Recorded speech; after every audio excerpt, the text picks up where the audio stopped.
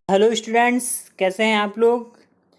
Students, आज हम लोग एक ऐसा टॉपिक पढ़ेंगे जो अगर यूजीसी नेट या किसी भी एग्ज़ाम्स के अकॉर्डिंग देखिए तो मोस्ट इम्पॉर्टेंट टॉपिक है। और अगर हम यूजीसी नेट की बात करें तो आप सभी जान ही रहे हैं कि यूजीसी नेट की डेट आ गई है और हमारे पास समय बहुत कम ही बचा है। तो अब हमें ऐसा टॉपिक पढ़ना चाहिए कि जो आपको श्योर मार्क्स दिला दे। आपको पता होगा यूजीसी नेट में जो डेटा इंटरप्रिटेशन है 10 मार्क्स का आता है, 5 क्वेश्चंस उससे आते हैं, हर एक क्वेश्चन 2 मार्क्स का होता है। तो अगर आप कम समय में स्मार्ट स्ट्रेटजी यूज़ करके अच्छे से पढ़ेंगे तो ऐसे तो श्योर है कि आपका जो है यूजीसी नेट में अच्छे नंबर्स आ जाएंगे और क्वालिफाई हो जाएगा। देखिए, जो डेटा इंटरप्रिटेशन है यूजीसी नेट में, इससे 10 मार्क्स के क्वेश्चन आते ही आते हैं। तो इसको अगर आप प्रैक्टिस कर लीजिए इससे रिलेटेड क्वेश्चंस, तो आपके ये 10 मार्क्स कहीं नहीं गए हैं। और आपको पता ही है कि यूजीसी नेट में 1 मार्क्स 2 मार्क्स से रुकता है तो कितना ज़्यादा दुख होता है। तो आज हम लोग डेटा इंटरप्रिटेशन के बारे में, इसके बेसिक्स के बारे में जानेंगे, इसके फार्मूले जानेंगे, क्या फार्मूला यूज़ करते हैं हम लोग, और फिर इससे रिलेटेड कुछ क्वेश्चंस को भी सॉल्व करेंगे। तो स्टार्ट करते हैं। तो जैसा कि अगर हम डेटा इंटरप्रिटेशन की बात करें तो डेटा इंटरप्रिटेशन होता क्या है, या हम इसको हिंदी में बात करें तो इसको कहते हैं हम लोग समंक, समंकों का विश्लेषण, समंकों का विश्लेषण या डेटा इंटरप्रिटेशन, डीआई। तो सबसे पहले ये समझने से पहले हमें ये जानना जरूरी कि डेटा होता क्या है, व्हाट इज डेटा। तो देखिए, डेटा क्या है, कोई भी ऐसा स्पेशल एट्रीब्यूट, किसी भी चीज़ का कोई ऐसा स्पेशल एट्रीब्यूट, यानी कि कोई ऐसा विशेष गुण या फैक्ट्स, तथ्य, जिसे हम अंकों के फॉर्म में डिनोट कर सकें, यानी कि क्वांटिटेटिव या क्वालिटेटिव फॉर्म में हम डिनोट कर सकें, वो हमारा क्या कहलाता है, डेटा कहलाता है। आपको ये भी पता होगा कि जो डेटा का रिप्रेजेंटेशन है कई तरीके से किया जाता है। एक है टेबुलेशन मेथड, यानी कि सारणीयन विधि।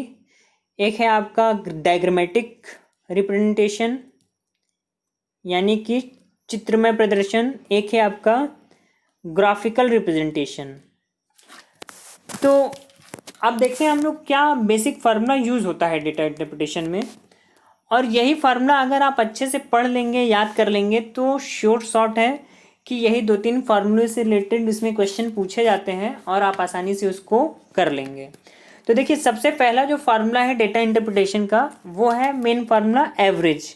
इसमें 2 फार्मूले आपको दिख रहे हैं, लेकिन पहला वाला फार्मूला ही याद करने की जरूरत है, जो कि सिंपल एवरेज का फार्मूला है। वो है sum of elements upon number of elements, यानी कि औसत, सामान्य औसत की बात करें या संख्याओं के औसत की बात करें, संख्याओं के औसत की बात करें, तो इसको हम क्या फार्मूला लिखते हैं हम सभी संख्याओं का योग, सभी संख्याओं का योग डिवाइड बाई कुल संख्याएं, कुल संख्याएं। तो मान लीजिए सभी संख्याओं का जो योग है x1 + x2 + x3, जितने भी नंबर्स हों, divide by total numbers n। तो ये है पहला फार्मूला संख्याओं का औसत निकालने का। नेक्स्ट फार्मूला जो आपको ध्यान देने की ज़रूरत है वो है परसेंटेज चेंज। ये बहुत ही ज़्यादा इंपॉर्टेंट फार्मूला है और 1 से 2 क्वेश्चन इससे रिलेटेड रहते ही रहते हैं। तो परसेंटेज चेंज का फार्मूला क्या है, final value minus initial value divide by initial value into 100। यानी कि फाइनल वैल्यू, अगर हम इसको ऐसे लिखें, percentage change equal to final value minus initial value divide by initial value into 100, यानी कि ये है परसेंटेज चेंज। अब ये परसेंटेज इंक्रीज भी हो सकता है और डिक्रीज भी हो सकता है। यहाँ हम इसको हिंदी में बात करें तो ये लिख सकते हैं नया मान, यानी कि फाइनल वैल्यू माइनस मूल मान, यानी ओरिजिनल वैल्यू, डिवाइड बाई, देखिए डिवाइड हमेशा मूल मान से ही होगा, ये याद रखिएगा, मूल मान इंटू 100%। तो ये बेसिक फार्मूला है। और अगर 1-2 चीज़ें और आपको याद रखनी है तो ये याद कर सकते हैं कि किसी भी संख्या का 10% कितना होता है, 1/10। 20% कितना होता है, 1/5। तो इसी तरीके से एक होमवर्क मैं आपको दे रहा हूँ, आप सभी संख्याओं का फ्रैक्शन फॉर्म लिखिएगा 100 तक, कि किसी का 5% क्या है, 20% क्या है, 75% क्या है, 90% क्या है। इसको खुद से लिखने की कोशिश करिएगा। एक चीज़ और जानना है तो इसको देख सकते हैं, जैसे m का n%, यानी कि n% ऑफ n अगर पूछा है तो सिंपल इसको क्या करेंगे, m इंटू एन अपॉन 100। तो ये बेसिक फार्मूले हैं DI में जो कि यूज़ किए जाते हैं। और एक बहुत ही महत्वपूर्ण चीज़ और है DI में, आपका इंसाइट बहुत ही अच्छा होना चाहिए, यानी कि अंदाज़ा आपका बहुत अच्छा होना चाहिए, सूझबूझ अच्छी होनी चाहिए, क्योंकि जब अगर आपकी सूझबूझ अच्छी है तो क्वेश्चंस जो है ऐसे ही सॉल्व हो जाते हैं। तो अब देखिए एक क्वेश्चंस आपकी स्क्रीन के सामने दिख रहा है जिसके 5 सब क्वेश्चन हैं, उसको हम लोग सॉल्व करने की कोशिश करेंगे। तो इसमें एक टेबल बनी हुई है जिसमें देखिए जो हॉरिजॉन्टल कॉलम है उसमें items of expenditure in crore लिखा है, यानी कि मदों का व्यय या खर्चों का व्यय करोड़ में है। और इधर जो वर्टिकल लाइन है पहला कॉलम है उसमें ईयर लिखा है 2008 से लेकर के 2012 तक। सेकंड कॉलम में आपका लिखा है सैलरी, फिर है फ्यूल ETC, फिर बोनस है, फिर इंटरेस्ट ऑन लोन्स है, फिर टैक्सेस है। अब नीचे इंस्ट्रक्शन लिख रखा है कि the above table shows details of expenditure incurred by a tea garden during the year 2008 to 2012। Note that all expenditure reported as in crores. घबराने की ज़रूरत नहीं है, क्वेश्चन हिंदी और इंग्लिश दोनों में है, तो आप लोग ये ना सोचिएगा कि इंग्लिश में है तो टफ लग रहा है, हिंदी में भी क्वेश्चन आपकी स्क्रीन पर दिख रहा होगा। देखिए क्वेश्चन में जो टेबल बना है उसमें मदों की व्यय दे रखी है, वो करोड़ रुपयों में दे रखी है, ये ध्यान रखिएगा। इधर वर्ष दे रखा है 2008 से लेकर के 12 तक, फिर एक वेतन का कॉलम है, फिर ईंधन इत्यादि का है, फिर बोनस का है, फिर ऋणों पर ब्याज है, फिर कर है, यानी कि इस तरीके से 5 एक्सपेंडिचर्स हैं। नीचे निर्देश क्या लिखा है, उपर्युक्त तालिका वर्ष 2008 से 2012 के दौरान एक चाय बागान के खर्च के विवरणों को दर्शाती है। यानी कि एक चाय बागान है, वो अपने यहाँ कहाँ कहाँ कितना खर्च करता है वो चीज़ें टेबल में शो की गई हैं। आराम से देख लीजिए, ध्यान से देख लीजिए, घबराने की ज़रूरत नहीं है, पेशेंस रखिए। थोड़ी सी क्लास लंबी हो सकती है क्योंकि क्वेश्चन समझने के साथ साथ सॉल्व करना है, तो इसलिए घबराइएगा नहीं। देखिए जो यह ध्यान रखें, देखिए आगे लिखा है, यह ध्यान में रखें कि सभी व्यय करोड़ रुपयों में हैं, यानी कि ये चाय बागान का खर्च है और वो खर्च करोड़ों में है। अब इसके आधार पर आगे के 5 क्वेश्चंस हमें सॉल्व करने हैं।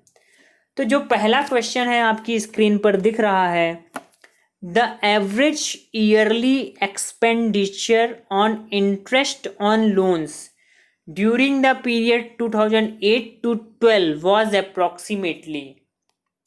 हिंदी में बात करें इस क्वेश्चन की तो सिंपल सा ये कह रहा है कि वर्ष 2008 से 12 की अवधि के दौरान ऋणों पर ब्याज पर औसत वार्षिक व्यय कितना था।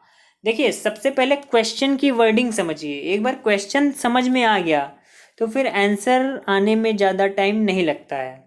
आपको इसमें पूछा क्या है कि 2008 से 12 की अवधि के दौरान इंटरेस्ट ऑन लोन्स यानी कि ऋणों पर ब्याज पर औसत वार्षिक व्यय पूछा है, यानी ऋणों पर ब्याज, यानी कि कॉलम नंबर अगर हम बात करें ईयर को छोड़ के तो कॉलम नंबर 4 का जो औसत है, एवरेज है, वो निकालना है। तो अभी आपको याद होगा औसत का जस्ट फार्मूला क्या बताया, number of items divide by total number of items, यानी कि sum of items. Sum of items का मतलब x1 plus x2 plus x3 और डिवाइड बाई जितने आइटम्स हैं। तो टोटल आइटम्स देखिए कितने दे रखे हैं, 2008, 9, 10, 11, 12, 5 आइटम हैं टोटल, 5 वर्ष हैं। और ऋणों पर ब्याज का जो खर्च है ये 4.68, 6.50, 8.32 ये दे रखा है। तो इसको ऐसे लिख लेते हैं। तो देखिए अब अगर हम बात करें तो ऋणों पर ब्याज का जो पहला है 4.68, 6.50, 8.38, 4.68, नेक्स्ट है आपका 6.50, 6.50, फिर है 8.32, उसके बाद है आपका 7.28, फिर 9.88, 7.28, फिर 9.88। और इसको हम डिवाइड किससे करेंगे, टोटल कितने ईयर है, 5 ईयर्स। तो आराम से आप भी क्वेश्चंस को मेरे साथ सॉल्व करते हुए चलिए, घबराइए नहीं। ऐड करिए इसको, 4.68 plus 6.50 plus 8.32 plus 8.32 plus 7.28 plus 9.88। तो अगर हम इसको बात करें तो ये आपको ऐड करने के बाद आएगा 36.66। अब इसको 5 से डिवाइड करिए, तो जब आप 36.66 को 5 से डिवाइड करेंगे तो 5 7 जा 35, फिर 5 3 जा 15, 5 3 जा 15, 5 2 जा 10। यानी कि इस तरीके से अगर हम 5 से इसको डिवाइड करेंगे तो ये 7.332। तो इस हिसाब से अगर हम बात करें तो कितने खर्च हुआ ऋणों पर ब्याज का, 7.33 करोड़। अब हम आते हैं अपने ऑप्शन पर कि क्या 7.33 ऑप्शन में दे रखा है। जी हाँ, बिल्कुल दे रखा है। ऑप्शन नंबर 4 जो है इस क्वेश्चन का सही आंसर होगा। क्या होगा सही आंसर कि 2008 से 12 की अवधि के दौरान जो ऋणों पर ब्याज था उसका औसत वार्षिक व्यय कितना था, 7.33 करोड़ रुपए। अब नेक्स्ट क्वेश्चन हम लोग देखते हैं क्या है। Bonus as a percentage of salary was highest in the year. यानी कि वेतन की प्रतिशतता के रूप में बोनस किस वर्ष उच्चतम था। तो क्वेश्चन ध्यान से समझिए। अब देखिए इसमें परसेंटेज वाला भी क्वेश्चन आ गया। जैसे m का n% मैंने बताया था, सेम उसी तरीके का समझिए कि वेतन की प्रतिशतता के रूप में बोनस किस वर्ष उच्चतम था। अब वेतन वाला कॉलम कौन सा है, सैलरी वाला फर्स्ट कॉलम है और बोनस वाला कॉलम है 0.6। तो पहले इसको समझ लीजिए ये पूछ क्या रहा है। जैसे मान लीजिए कि आपकी सैलरी है 5,000 और बॉस ने आपको बोनस दिया है 1,000। तो ये जो 1,000 बोनस दिया है ये आपकी सैलरी का कितने प्रतिशत है। तो इसको हम कैसे निकालेंगे, इसको निकालेंगे परसेंटेज। कैसे निकलेगा, जो आपको बोनस मिला है वो और जो आपकी टोटल इनकम है वो, यानी B/I इंटू 100। यानी बोनस आपका कितना है 1000, इनकम कितनी है 5000 मल्टीप्लाई बाई 100%। ये देखिए कि कितना हो गया, ये कैंसिल आउट हो गया 3030 से और 520 जा 100। यानी कि आपका जो बोनस परसेंटेज है वो बन रहा है 20%। तो सेम काम हमें यहाँ पर यही करना है। जो बोनस है उस वो सैलरी के रिस्पेक्ट में कितना परसेंट है ये निकालना है और यही बताना है। अब देखिए अगर 2008 की बात करें तो बोनस कितना है 0.6, सैलरी कितनी है 57.6। 2008 की बात करें तो बोनस कितना है, बोनस है 0.6, सैलरी कितनी है 57.6 मल्टीप्लाई बाई 100। अब इसको सॉल्व करिए तो क्या होगा, 0.6 divide by 57.6 multiply by 100, that is 1.041%। यानी कि 2008 में कितना है, यह है आपका 1.041। नेक्स्ट आपका हम देखते हैं सॉरी माफ़ कीजिएगा। नेक्स्ट आपका हम लोग देखते हैं 2009 की बात करते हैं। तो 2009 में देखिए क्या है, बोनस 0.5 है और सैलरी कितनी है 68.4। यानी कि बोनस है 0.5, सैलरी है 68.4 मल्टीप्लाई बाई 100%। आप लोग भी प्लीज़ सॉल्व करते रहिए क्योंकि जब तक आप सॉल्व नहीं करेंगे तब तक आपको समझ में नहीं आएगा। मैथ का यही रूल है, मैथ ये कहता है कि practice makes a man perfect. तो अगर आप मैथ में परफेक्ट बनना चाहते हैं तो आपको सॉल्व करना ही होगा, तभी आपको समझ में आएगा। तो जब हम इसको सॉल्व करेंगे तो ये आपका आएगा 0.726। यह है आपका 2009। ठीक है। अब हम लोग देखते हैं नेक्स्ट क्या है। नेक्स्ट है आपका 2010 की बात करें तो 2010 में देखिए क्या है, 0.76 बोनस है और सैलरी कितनी है 64.8। यानी कि 0.76 बोनस है, सैलरी कितनी है 64.8 मल्टीप्लाई बाई 100। फटाफट मल्टीप्लाई करिए, कोशिश करते रहिए, निराश ना होइए। थोड़ी सी बोरिंग लग सकती है क्लास, जिनके लिए मैथ बहुत ही टफ लगती है, लेकिन फिर भी आपको मज़ा आएगी अगर एक बार आपका इंटरेस्ट इसमें जग गया। तो कोशिश ये करिए कि मन लगाकर इसको सॉल्व करिए। अगर आपको अपने 10 नंबर पक्के करने हैं तो इसको ध्यान से पढ़ना ही होगा। यानी कि अगर हम बात करें 2010 ईयर की तो उसमें बोनस परसेंटेज कितना था 1.172%। नेक्स्ट हम लोग देखते हैं। देखिए कहाँ तक पूछा है ये देख लीजिए। 2008, 9, 10 हमने चेक कर लिया। अब 2011 की बारी। तो 2011 में बोनस कितना है 0.74 और सैलरी कितनी है 67.2, यानी कि 0.74 और सैलरी कितनी है डिवाइड बाई 67.2 इंटू 100%। तो 0.74 को आप लोग डिवाइड करिए 67.2 से, तो ये आपका आएगा 0.0110। फिर जब हम इसको मल्टीप्लाई करेंगे 100 से, तो जब आप इसको मल्टीप्लाई करेंगे 100 से तो ये आपका आएगा 1.101। यह है आपका 2011 के लिए। अब आप देखिए किस में हाईएस्ट है बोनस परसेंटेज। ऑप्शन में कहाँ तक था 2008, 9, 10, 11। ऑप्शन में कहाँ तक था 2008, 9, 10, 11। अब यहाँ आइए देखिए किस ईयर का सबसे ज़्यादा है। अगर 2011 की बात करें तो 11 में केवल 1.101 है। फिर उसके बाद 2010 का देखिए 10 में है 1.172, फिर है 9 में 0.726, फिर है आपका 8 में 0.041। तो इस हिसाब से मुझे ये दिख रहा है कि जो 2010 में 1.172 है यही सबसे ज़्यादा बोनस परसेंटेज है, जो कि अब ऑप्शन में भी देखिए दे रखा है 2010। जी हाँ बिल्कुल दे रखा है 2010। तो वेतन की प्रतिशतता के रूप में बोनस जो है किस वर्ष उच्चतम था 2010 में, यानी कि bonus as a percentage of salary was highest in the year in 2010। The option number 3 is correct answer. Now next question अब हम लोग देखते हैं। नेक्स्ट क्वेश्चन क्या है। देखिए नेक्स्ट क्वेश्चन की बात करें तो किस वर्ष में कुल व्यय यानी कि सूचीबद्ध व्यय के पांचों शीर्षों में सबसे कम था। ईयर क्या दे रखा है 2008, 9, 10, 11। देखिए सबसे पहले क्वेश्चन जरूर समझिए, क्वेश्चन समझेंगे तभी आंसर आसानी से आएगा। In which year was the total expenditure over the 5 heads of expenditure listed in the table above the least, यानी किस साल टोटल खर्चा सबसे कम हुआ था। देखिए शुरुआत में मैंने एक बात कही थी कि आपका इंसाइट भी बहुत अच्छा होना चाहिए ताकि आपको कॉपी और पेन की ज़रूरत ना पड़े और क्वेश्चन देखते ही सॉल्व हो जाए। तो जो टोटल खर्चे हैं, अगर आपकी इंसाइट अच्छी है आप देखने की कोशिश करिए, मैं भी देख रहा हूँ। तो 2008 की बात करते हैं तो देखिए 57.6, 19.6, इसको मोटा मोटा हम ये मान लेते हैं 57 और 20 राउंड ऑफ कर लेते हैं। तो ये आपका हो गया, आपका 77 हो गया। फिर 77 और ये दोनों बोनस और इंटरेस्ट ऑफ लोन मिला के 5 ले लेते हैं तो ये 82 हो गया, और टैक्सेस 16 ऐड करते हैं तो भी ये 100 से कम ही आ रहा है। यानी कि 2008 में जो टोटल खर्चा आ रहा है 100 से कम है, 100 करोड़ से।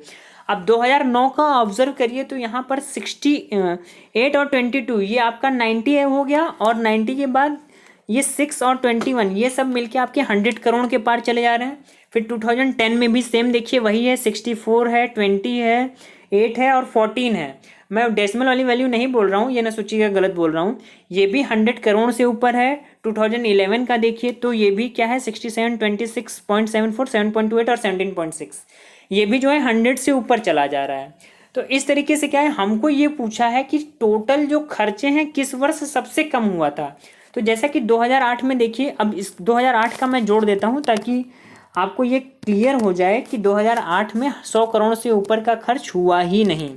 तो 2008 में देखिए क्या है 57.6, 19.6, 57.6 प्लस 19.6 बोनस है 0.6, उसके बाद दो वैल्यू आपकी है 4.68 और 16.6, यानी कि 4.68 और 16.6। तो जब आप इसको ऐड करेंगे, आप लोग भी ऐड करिएगा, और जो मैंने इनसाइट वाली बात की है वो इनसाइट तो ठीक है, लेकिन आप लोग इसको ज़रूर सॉल्व करिएगा। सारे ईयर के खर्चे को ऐड करिए और देखिए कि किस ईयर का जो खर्चा है सबसे कम आ रहा है।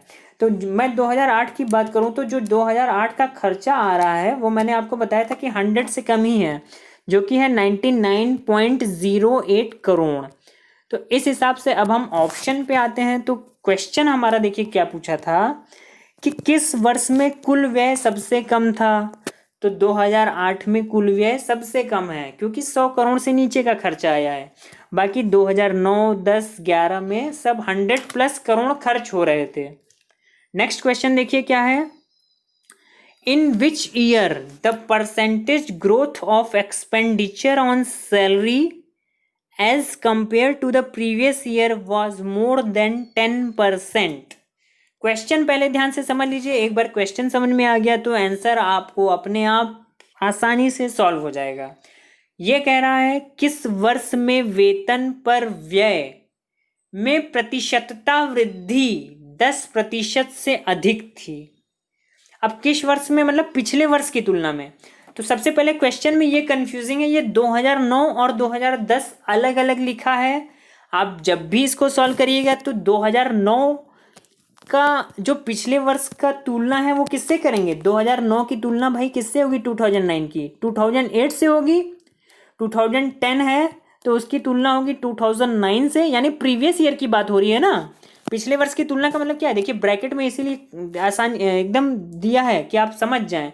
पिछले वर्ष की तुलना में, यानी 2009 की बात करेंगे तो 2008 को कंसीडर करेंगे इनिशियल वैल्यू। 2010 की बात करेंगे तो 9 की इनिशियल वैल्यू लेंगे, और 12 की बात करेंगे तो 11 को इनिशियल वैल्यू लेंगे, 11 की बात करेंगे तो 10 को, और 12 की बात करेंगे तो 11 को। तो इस तरीके से क्या है कि अब देखिए टेबल में हमको ये कह रहा है कि वेतन पर व्यय, यानी कि the percentage growth of expenditure on salary, salary की बात कर रहा है। सैलरी वाला कॉलम देखिए क्या है, फर्स्ट कॉलम है और ये सारे ईयर हैं। अब सिंपल सा इसमें क्या है, देखिए हमें सारे ईयर को कंसीडर करना ही करना है सिवाय 2008 को छोड़ के, यानी 9, 10, 11, 12।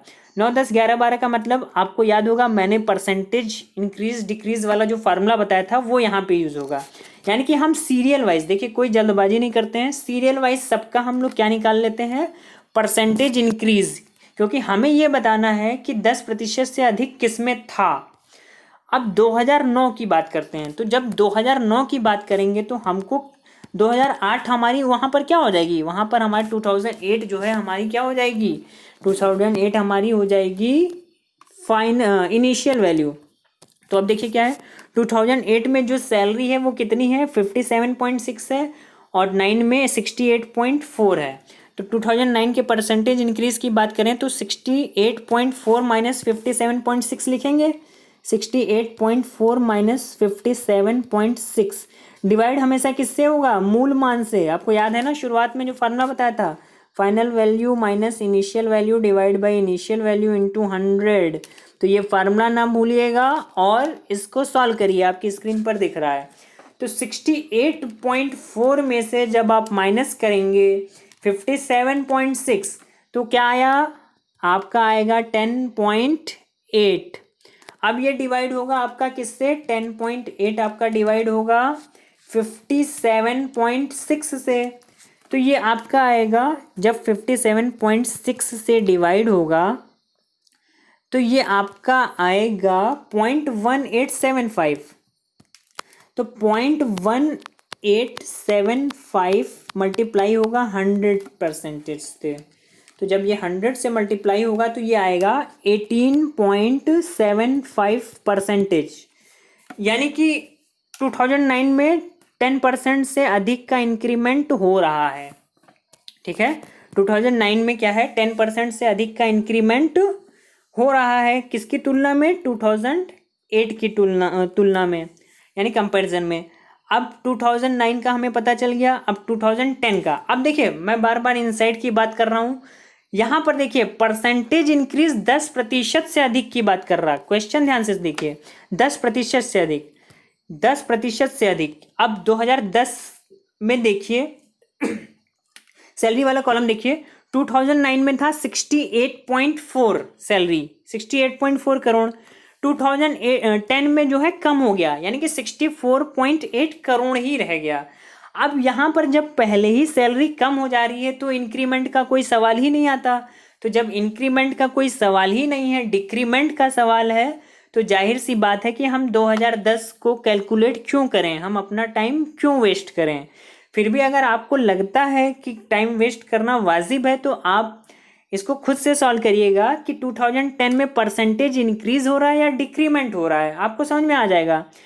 यहाँ पर टाइम की बचत की वजह से मैं सॉल्व नहीं करना चाह रहा हूँ, फिर भी अगर आप जानना चाहें तो ये आपका आएगा 68.4 और 64.8 माइनस जब आप करेंगे और डिवाइड इसको करेंगे 68.4 से, तो ये -5.2 का डिक्रीमेंट होगा। तो 2010 को हम कंसीडर नहीं करेंगे। अब देखिए 2010 वाले ये दो ऑप्शन तो ऐसे ही कट गए हैं, यानी ऑप्शन नंबर 1 और ऑप्शन नंबर 2 कैंसिल आउट हो गया। अब देखते हैं हम लोग 2011 और 12 में। तो 2011 की अब बात करें तो देखिए 2011 में कितना है 67.2 है और 12 में है 84। तो 2011 में कितना है, 2011 में है 67.2 और फाइनल वैल्यू जो है 84 है और इनिशियल वैल्यू है 67.2। डिवाइड किससे होगा, 67.2 से, मल्टीप्लाई होगा 100 से। तो इसको आप लोग भी सॉल्व करते हुए चलिए। मैथमेटिक्स जो है पढ़ने और लर्न करने की चीज़ नहीं है, practice makes a man perfect. Solve करते रहिए, अगर सॉल्व करेंगे तभी समझ में आएगा। जब 84 में 67.2 सब्ट्रैक्ट करेंगे तो ये आएगा 16.8। अब हमें इसको किससे डिवाइड करना है, 67.2 से, फिर मल्टीप्लाई करना है 100 से। तो 16.8 को जब आप डिवाइड करेंगे 67.2 से, फिर मल्टीप्लाई करेंगे 100 से, तो ये आपका आएगा शुद्ध 25%। अब हम 2000 किसकी बात कर रहे थे, ये 2000 आई थिंक ये 2012 की बात कर रहे थे। 2012 में हमने क्या देखा कि 25% का इंक्रीमेंट हो रहा है, यानी कि 2012 में 25% का क्या हो रहा है 2012 माफ कीजिएगा 25% का इंक्रीमेंट हो रहा है। अब ऑप्शन देखिए क्या है, 2012 में इंक्रीमेंट हो रहा है। 2011 की बात करें, अब 2012 तो हमने निकाल लिया कि 2012 में क्या है इंक्रीमेंट हो रहा है। अब 2011 की बात करें तो हम 2010 को कंसीडर करेंगे, हमारी फाइनल वैल्यू हो जाएगी। अब 2010 में देखिए कितना है 64.8 और 2011 में 67.2। तो 67.2 minus 64.8, 67.2 minus 64.8 divide by final initial value क्या है हमारी 64.8 इंटू 100। तो इसको सॉल्व करिए फटाफट आप लोग भी अपने कॉपी पेपर पे। 67.2 माइनस 64.8 जब आप करेंगे तो ये आपका आएगा 2.4 और डिवाइड करना है इसको 64.8 से, तो ये आपका आएगा 64.8 से डिवाइड करने के बाद मल्टीप्लाई करेंगे 100 से, तो ये आपका आएगा केवल 3.7%। तो 3.7% इंक्रीमेंट हो रहा। अब क्वेश्चन देखिए क्या है, परसेंटेज इंक्रीज 10% से ज़्यादा किस में हो रहा है। अब आप खुद से देखिए तभी समझ में आएगा। देखिए 25% इंक्रीमेंट हो रहा है 2012 में, मैंने बताया था। उसके बाद 2009 में इंक्रीमेंट हो रहा 18.75% यानी 18.75%। उसके अलावा किसी में भी कोई इंक्रीमेंट नहीं हो रहा है। तो इस हिसाब से अगर हम बात करें तो जो आपका क्वेश्चन है कि किस वर्ष में वेतन पर व्यय में प्रतिशतता वृद्धि 10% से अधिक थी, तो 2009 और 10 वाले तो नहीं होंगे क्योंकि 2010 वाला निगेटिव में आ गया था, परसेंटेज डिक्रीमेंट हो गया था। 2011 में जो हमने निकाला वो 3.7% ही इंक्रीमेंट हुआ है। हमने जो हमको मिला 2009 और 2000 देखिए 2009 में कितना मिला हमें 18.75% जो कि ग्रेटर देन है किससे 10% से। इसी तरीके से 2012 में भी हमें कितना मिला 25% जो कि ग्रेटर देन है 10% से। अब ऑप्शन में देखिए कौन कौन से वो ईयर हैं 2009 और 2012 जिसमें 10% से अधिक का वृद्धि हुआ है वेतन पर व्यय का। तो ये क्वेश्चन आपको समझ में आया होगा, थोड़ा सा लेंथी था, थोड़ा सा टफ था, लेकिन इंटरेस्टिंग था।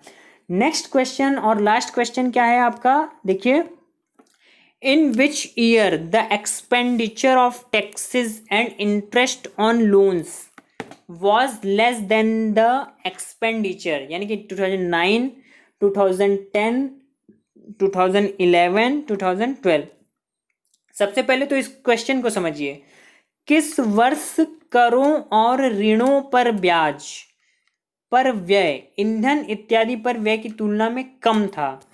यानी कह रहा कि ईंधन वाला जो कॉलम है उसमें उसकी तुलना में जो करों और ब्याज यानी इंटरेस्ट और ऑन लोन्स और टैक्सेस इन दोनों को मिलाकर जो व्यय हो रहा था वो ईंधन की तुलना में किसमें कम है। तो इसके लिए क्या है कि आपको सबसे पहले इंटरेस्ट ऑन लोन्स और टैक्सेस को जोड़ना पड़ेगा। तो देखिए फटाफट इसको जोड़िए, समझ में आ जाएगा क्वेश्चन। तो अगर 2008 की बात, एक मिनट ऑप्शन भी देख लीजिए ताकि देखिए 8 ऑप्शन में नहीं है तो 8 को हम कंसिडर क्यों करें, हमको कंसिडर करना है केवल 9, 10, 11, 12। तो 2009 में अब देखिए क्या है, 2009 पर आइए। तो 2009 में जो है आपका 6.50 है इंटरेस्ट ऑन लोन्स और टैक्सेस है 21.6। तो 21.6 प्लस 6.50, 21.6 प्लस 6.50, तो ये आपका हो गया। ऐड करिए आप लोग भी, रुकिए नहीं, बैठिए नहीं, 28.1 हो गया। ये 2009 का हो गया। अब देखिए 2010 में कितना है, 8.32 प्लस 14.8, 8.32 प्लस 14.8। तो इसको आप लोग ऐड करिए, 8.32 प्लस 14.8, ये आपका हो जाएगा 23.12। नाउ नेक्स्ट ईयर देखिए, अब 2010 की बात करें, 2010 की बात करें तो 2011 की बात करें तो 7.28 प्लस 17.6, 7.28 प्लस 17.6, ये आपका कितना हो जाएगा, 7.28 प्लस 17.6, ये आपका हो जाएगा 24.88। नेक्स्ट देखिए आपका क्या है, नेक्स्ट है आपका 2012 का, यह है आपका 9.88 प्लस 19.6, 9.88 प्लस 19.6, तो 9.88 प्लस 19.6, ये आपका हो जाएगा 29.48। अब क्वेश्चन पर आइए, देखिए क्वेश्चन क्या कह रहा था। क्वेश्चन जब समझेंगे तभी समझ में आएगा। किस वर्ष करों और ऋणों पर ब्याज पर व्यय ईंधन इत्यादि पर व्यय की तुलना में कम था। अब ईंधन इत्यादि पर व्यय की तुलना में अगर हम देखें तो 2001 में 28.4 है और इन दोनों का मिला के 29 है, यानी कि ये ज़्यादा है, ये ऑप्शन नहीं होगा।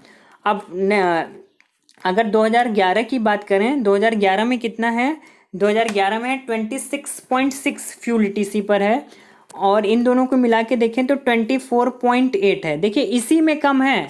क्वेश्चन ध्यान से समझिए, क्वेश्चन ध्यान से समझिए, बार बार कह रहा हूँ क्वेश्चन ध्यान से समझिए कि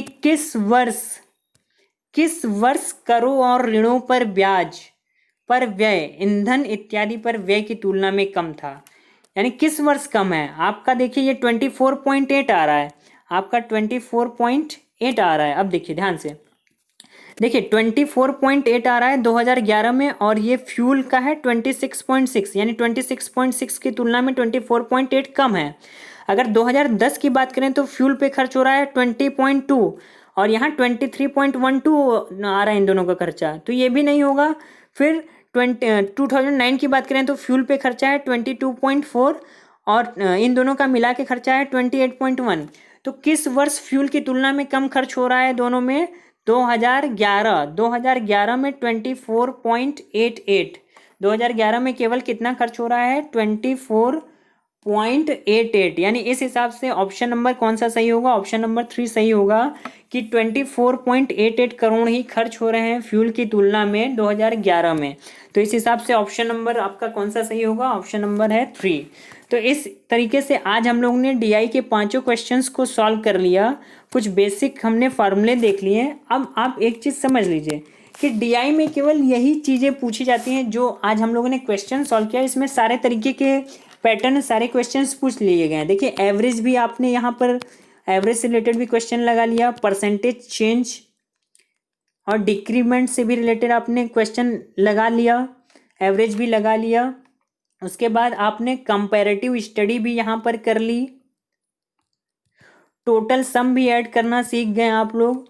और उसके बाद आप लोगों ने देखा, आप लोगों ने अपनी इनसाइट का भी यहाँ पर भरपूर उपयोग किया। तो इस तरीके से एक सजेशन मैं ये देना चाहूँगा कि आपका जो एग्ज़ाम है 16 सितंबर के आसपास है, तो आप लोग रोज़ DI का एक क्वेश्चन ज़रूर सॉल्व करिए। जब एक क्वेश्चन रोज़ आप सॉल्व करेंगे तो इससे आपका कॉन्सेप्ट DI को लेकर क्लियर होता जाएगा, क्योंकि बेसिक फार्मूला जो मैंने आज बताया केवल वही फार्मूला है DI का। उसके अलावा आपकी इनसाइट बहुत ही अच्छी होनी चाहिए, अंदाज़ा या तुक्का मारना कह लीजिए वो अच्छा होना चाहिए। DI में वो बहुत काम आता है, क्योंकि अगर आपका ये अच्छा है तो इससे रिलेटेड काफ़ी चीज़ें बिना सॉल्व किए ही सॉल्व हो जाती हैं मन ही मन में। तो आशा करता हूँ आपको आज की क्लास पसंद आई होगी, अच्छा लगा होगा और आप लोगों ने भी मेरे साथ प्रैक्टिस किया होगा। यदि फिर भी कोई आपको कन्फ्यूज़न है इस टॉपिक से रिलेटेड तो आप कमेंट के द्वारा मुझे पूछ सकते हैं। अगर आप लोगों को ये वीडियो अच्छे लग रहे हैं तो प्लीज़ उन्हें सब्सक्राइब, लाइक एंड शेयर कीजिए। Thank you so much. आपका दिन शुभ हो।